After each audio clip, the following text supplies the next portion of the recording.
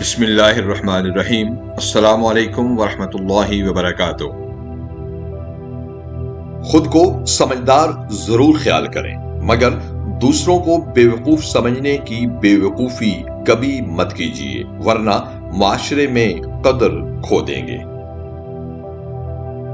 الفاظ انسان کے غلام ہوتے ہیں، مگر صرف بولنے سے پہلے تک۔ بولنے کے بعد پھر انسان اپنے الفاظ کا غلام بن جاتا ہے۔ غصے کے وقت برداشت کا ایک لمحہ آپ کو 1000 مرتبہ شرمندہ ہونے سے بچا سکتا ہے۔ جوش میں بھی ہوش کا دامن نہ چھوڑیے۔ مخاطب کی ہر بات کا جواب دینا مشکل نہیں ہوتا، بس انسان کی تربیت کا فرق ہوتا ہے، ورنہ جو شخص سن سکتا ہے وہ سنا بھی سکتا ہے۔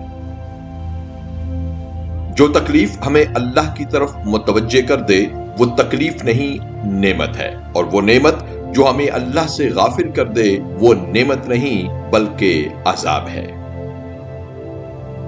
وہ لوگ بڑے ظرف اور ہمت والے ہوتے ہیں جو خود دکھی اور افسردہ ہونے کے باوجود رشتے نبھانے کی کوشش میں رہتے ہیں۔ جھوٹے انسان کی اونچی آواز سچے انسان کو خاموش کرا دیتی ہے، لیکن سچے انسان کی خاموشی جھوٹے انسان کی بنیاد ہلا دیتی ہے۔